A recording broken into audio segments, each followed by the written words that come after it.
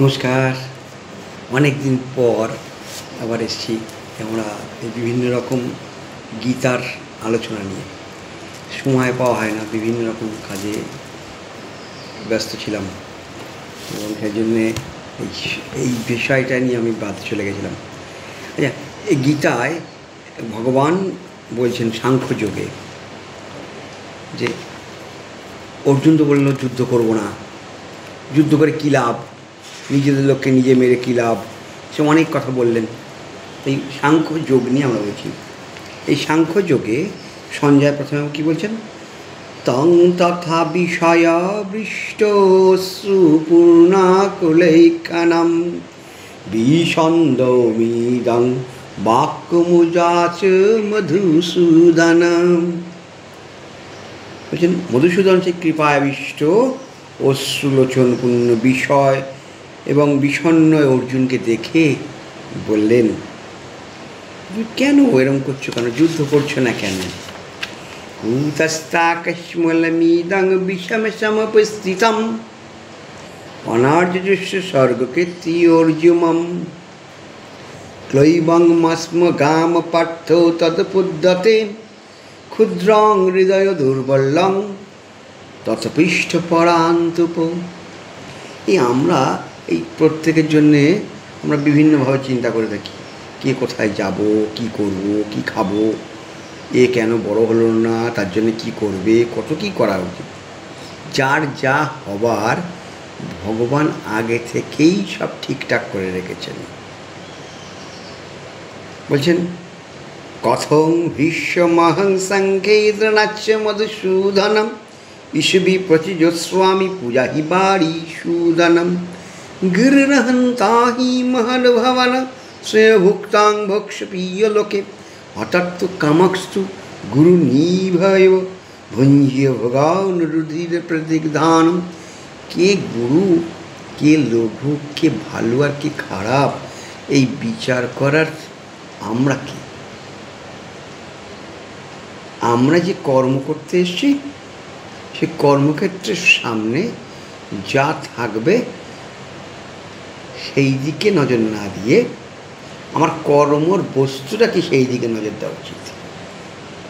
আমি পরীক্ষা হলে গেছি পরীক্ষা দিতে, সেখানে আমার কোশ্চেন পেপার, উত্তরের যে পত্র সেইটা, আর আমার সব কিছু রেডি, লিখতে বসেছি, একদম দারুণ দারুণ সোজা সোজা প্রশ্ন এসছে, কিন্তু লেখার সময় দেখছি যে পেনটাই বের করছি কালি একটুখানি বেশি বন্ধ হয়ে যাচ্ছে।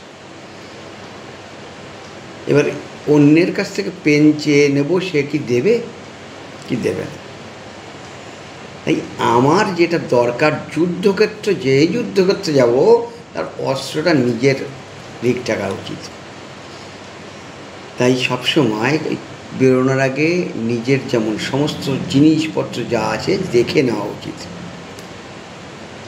এবার আমি সেই ঠিকমতো পেন নেই বলে লিখতে পারিনি বলে বাড়িতে এসে এখন কী করা যাবে, যে পেন নেই বলে লিখতে পারিনি কথাটা বলি, তাহলে সবার কাছে খারাপ হয়ে যাব।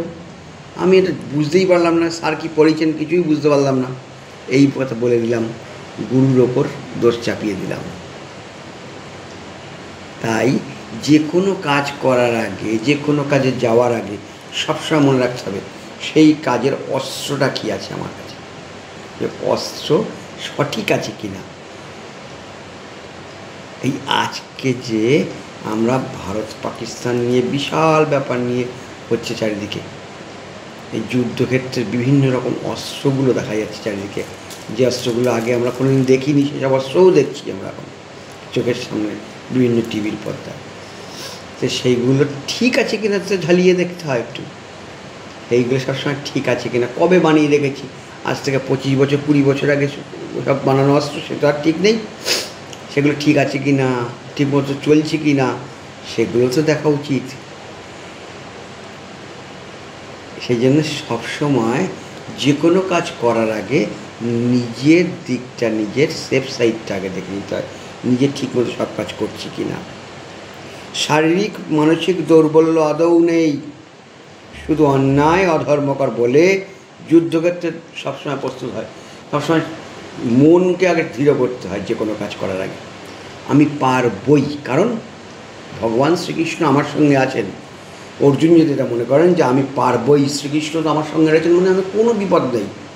এই পাপহং পাপ কর্মহং পাপাত্মা পাপ সম্ভব ত্রাহিমাং পুণ্যরিকাক্ষং সর্ব পাপ হরহরি।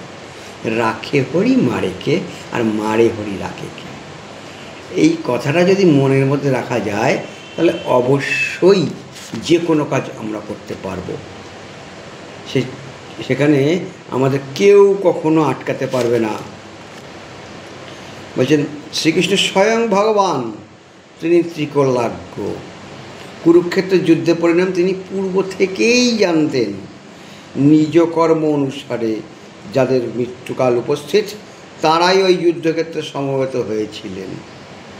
শ্রী ভগবান সকলের মৃত্যুকাল উপস্থিত জেনেই তাদের মৃত্যুর মাধ্যমে মুক্তি এবং ঊর্ধ্বগতির ব্যবস্থা করেছিলেন। তিনি স্রষ্টা মাত্র, দ্রষ্টা মাত্র। কুরুক্ষেত্রের যুদ্ধে তিনি অস্ত্র ধারণ করেননি বটে, কিন্তু কর্মফলদাতা, যথাযথ কর্মফল তিনি লিখে দিয়েছিলেন। যার যেরকম কর্ম হবে তার সেরকম ফল পাবে। তাই আমরা যদি ভালো কর্ম করি আমরা ভালো ফল পাব। সেই কর্ম চলার আগে আমার সামনে যদি দেখছি একটা বড় গর্ত রয়েছে, সেটা লাফ দিয়ে আমি পার হতে পারবো না। আমি সেটা গর্তটা যদি আমি ঠিক মতন সাইড থেকে পাশ থেকে কেটে সেই রাস্তা দিয়ে না গিয়ে অন্য রাস্তা দিয়ে যাই, তাহলে গর্তে আমি পড়বো না। বা গর্তর ওপরে যদি আমি কোনোভাবে সাঁকু বানাই, মানে বড় একটা কোনো কাঠ ফেলে দিয়ে সাঁকোর মতন বানিয়ে ফেললাম, তাহলেও দেখা যাবে আমি ঠিক মতো পার হতে পারলাম। কীভাবে পার হবো এই গর্তটা দেখেও যদি আমি গর্তের মধ্যে পড়ি, তাহলে দোষটা কি ভগবানের না আমার? কারণ আমি জানছি এই পথে আমার পাপ, মানে এই পথে বিপদ, তবুও যদি আমি সেই পথেই যাই তাহলে বিপদ তো আমাকে ছাড়বে না। তাই ভগবান বলছেন এই যারা প্রজ্ঞা লোক তারা মৃত্যুর জন্য কখনো ভয় পান না। কারণ তারা জানেন, ভগবান জানেন যাদের জন্য শোক করা উচিত নয়। কারণ আমি বা তুমি আগে ছিলাম তাও নয়, পরে যে থাকবো না তাও নয়। তাই যে কোনো সময় যে কোনো কাজ করার আগে আত্মাকে যদি আমরা বিশ্বাস করে থাকি, আত্মাই অবিনশ্বর, আত্মার কখনো বিনাশ নাই, চিরকাল আত্মা রয়েছে। হ্যাঁ, আগে তো আমরা অল্প কটা লোক ছিলাম, এখন এত লোক আসলো কোথা থেকে? আগে আমরা নিজেদের জন্যে নিজেরা মানুষ জঙ্গল পরিষ্কার করে ফেলেছি, গাছপালা কেটেছি, পশু পাখি মেরে হত্যা করে খেয়েছি, এবং পিঁপড়ে টিপড়ে যারা আছে তাদের বিভিন্ন রকমভাবে মেরে ফেলেছি। যত রকম পোকামাকড় আছে তাদের বিভিন্ন রকম কীটনাশক দিয়ে মেরে ফেলেছি। সবাই তো সবার আত্মাই তো পরমাত্মার কাছে যায়, পরমাত্মা থেকেই সেই আত্মার সৃষ্টি। সেই পরমাত্মা যখন বলবে তখন বলতো, এক একটা আত্মা যখন গেল, তোরা জঙ্গলে ছিলিস, যা মনুষ্য জঙ্গলে গিয়ে তোরা থাক। মানুষের জঙ্গলে দেখবেন এই জন্য আমাদের এক একজনের স্বভাব এক এক রকম।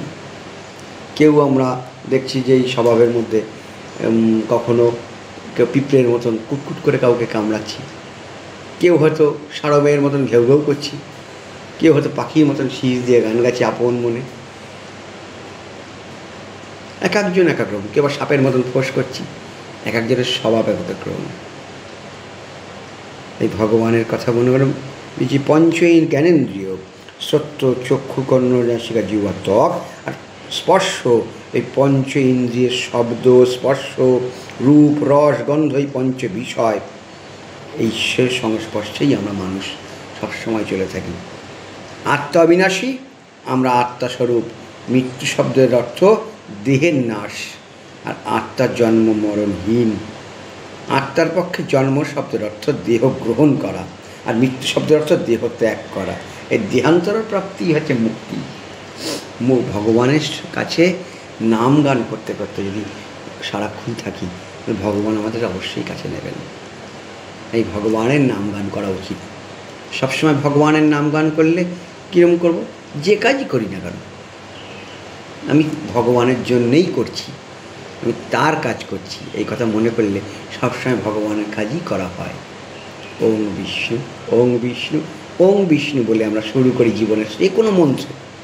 আর যখন আমরা কেউ ওং বিষ্ণু বলতে পারবো না, এই পঞ্চ ইন্দ্রিয় যখন পঞ্চভূতে বিলীন হয়ে যাবে, তখন অন্য লোক বলবে বলো হরি হরি বল। তাই সবসময় হরির নাম করো। হরে কৃষ্ণ কৃষ্ণ কৃষ্ণ হরে হরে, হরে রাম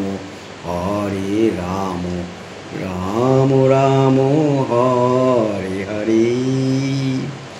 নমস্কার, সবাই ভালো থাকবেন, সব সময় ঠাকুরের নাম গান করুন। যতই রকম বিপদ আসুক না কেন, যদি তিনি আমাদের রক্ষা করেন, কেউ আমাদের কিছু করতে পারবে না। সবাই শক্তি নিজের মধ্যে নিজের শক্তি গ্রহণ করুন, দেশের জন্য শক্তি গ্রহণ করুন, নিজের জন্য শক্তি গ্রহণ করুন, দশের জন্য শক্তি গ্রহণ করুন। সবাই ভালো থাকবেন।